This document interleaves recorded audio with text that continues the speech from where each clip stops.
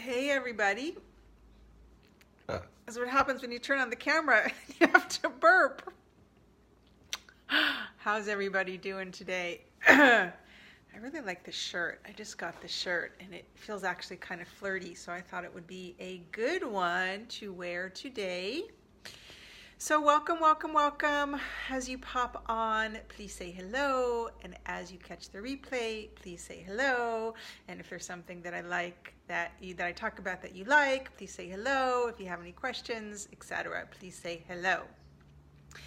So I talk a fair amount with clients about flirting because I have a probably bigger, broader definition of what I even think of as flirting.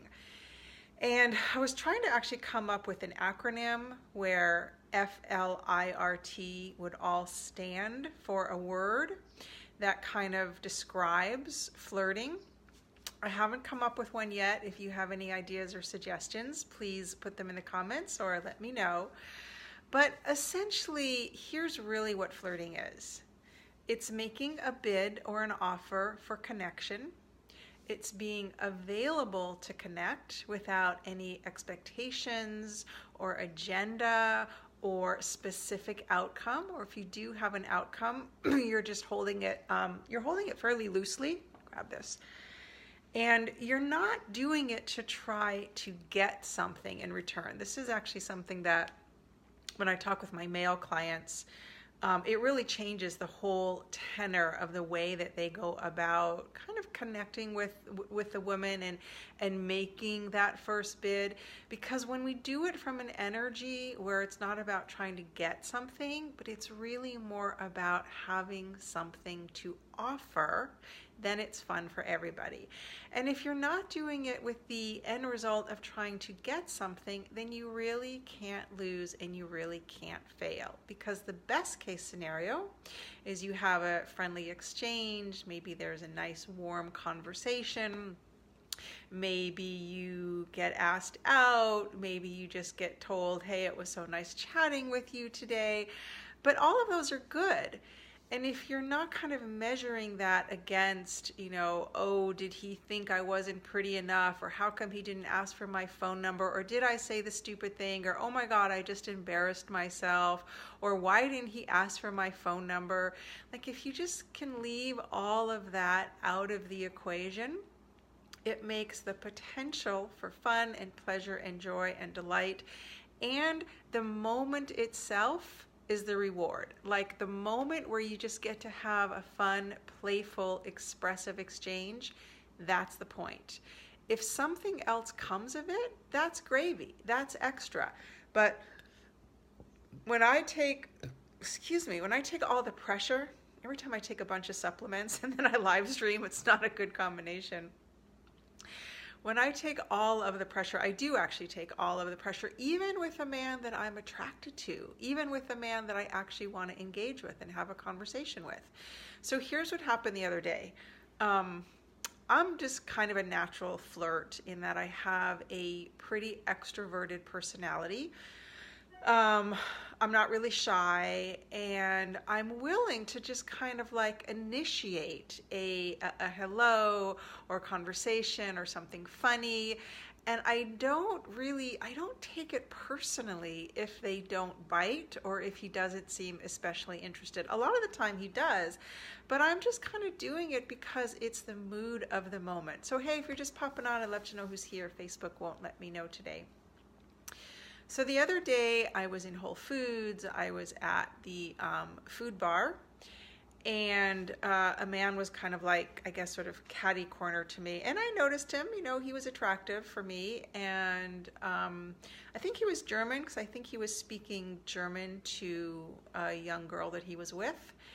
And I get along really well with Germans. I tend to really like European men. So he just kind of got my attention. I don't remember what I said to him. It was something that was very casual. It might have even been about the food, or I might have made a joke, or I really don't remember, but it was light and it wasn't like a big deal. He didn't respond. I mean, he did not respond at all. That's kind of atypical. It's a little bit unusual. I don't know if he didn't speak English. I don't know if he was preoccupied. Maybe he was married and he Meredith and he didn't feel like engaging with me. 100 different possibilities. But here's what I didn't do. I didn't make up, hey Samantha, nice to see you. Thank you, love. I didn't make up any stories about what it did or didn't mean. I didn't think, oh, he must not be attracted to me. Oh, I must have just offended him. Oh, I'm never going to flirt again because I'm so afraid of rejection. This was a stranger. Oh, thanks. This was a stranger who I had no investment in. I was just kind of like throwing out a little bit of hello and inviting him to engage if he wanted to. But there wasn't a lot of pressure. And because I didn't have all that pressure on myself about what it was going to mean if he didn't choose to engage, is this making sense to you guys? Drop a little something in the comments if you're following, or if you have a question or you want me to clarify something. I'm also curious, how much permission do you give yourself to just take a chance? Hey, Ramona, to just take a chance and just kind of like make a hello. Like, that's what I mean about bringing the innocence back to it. Now, some of the time, I would say more often than not, especially when you get good at letting your energy be open and soft and feminine and receptive, men are so drawn to that. And when you lead with that energy, not to get a man, but because it feels good and it is also super attractive to men, hey, thanks for joining. You will start to notice that you get more engagement, and it's okay if you're shy. It's okay if you feel a little awkward or uncomfortable. The more you can take the pressure off yourself and just remember this is an innocent form of play. Does that make sense to you guys? This is just an innocent form of play. Maybe that could be part of the acronym.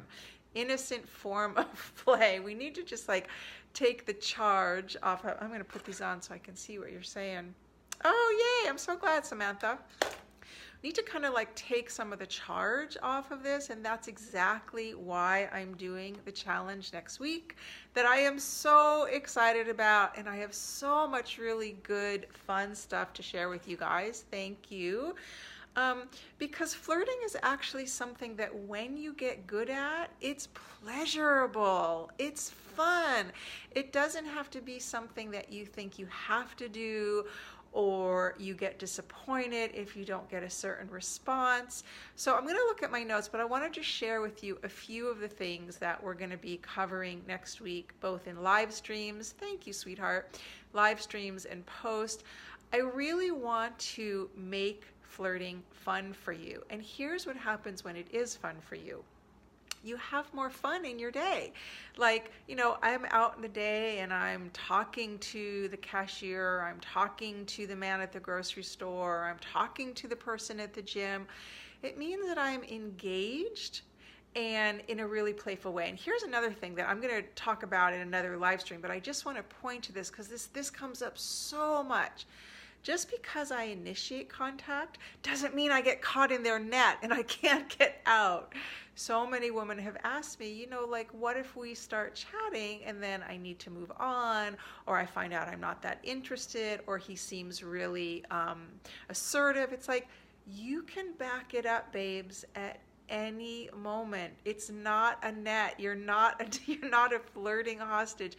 You can change your mind at any moment. I'm actually going to do a whole live stream next week in my group about that, because it's a really big thing that keeps, I think, women especially, hi Bonnie, nice to see you, women especially from feeling like they're not going to be safe if they initiate something. So you can exit. Thank you. You can exit in a very sweet way. You are not committed. This isn't a marriage. It's just a flirt. So here's some of the things that we're going to be covering when we talk about what flirting is and why it's not as big of a deal as you might be making it. Flirting for fun rather than outcome. That's some of what I've been describing here, but of course there'll be more detail there. And a big one is how to put the innocence back in flirting. It by no means means that you're propositioning him, that you have an expectation that he's going to want your phone number or ask you out on a date. it's a lot more innocent, and innocent actually equals fun because it takes some of the pressure off. So I think I'm going to leave it there for now. I shared my personal story. I don't think that there was more about that I wanted to say. Oh, I know, there was one other thing. So in the past, like if I rewind to years and years ago, after that interaction with this hot, hunky German man that I described, where like there was just no engagement from him, I would have walked away. Hi, Tracy. I would have walked away and I would have felt kind of deflated. I would have felt like, gosh, like he didn't really even look up and respond. What's up with that? This time, because of, the work that I've done on myself, and also because I don't really have that many expectations for flirting. Right? It's like it wasn't a big deal. I didn't walk away from it.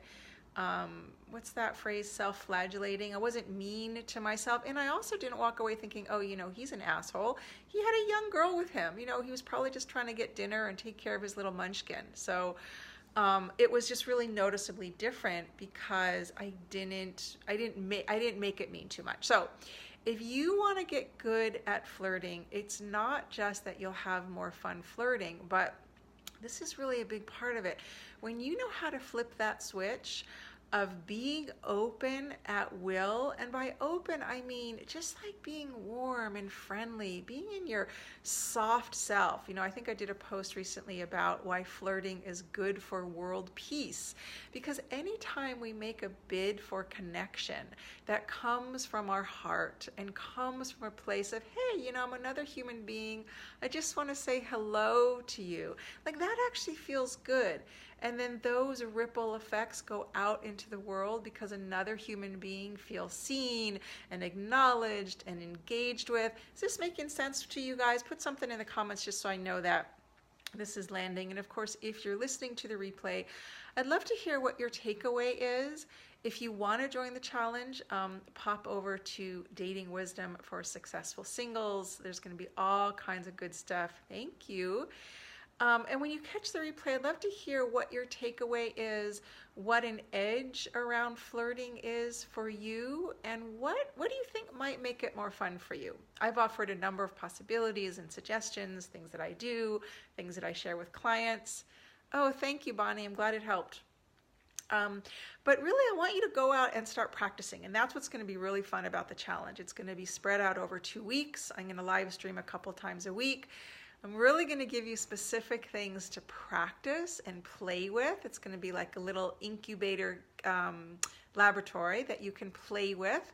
And then we can come back and you can let me know how it's going and ask questions and get refinements. You're going to get a fair amount of my personal attention. So if you know any single women, feel free to share this or direct them to the group, because it's really going to be a very fun flirting party. Hey, Sagittarius.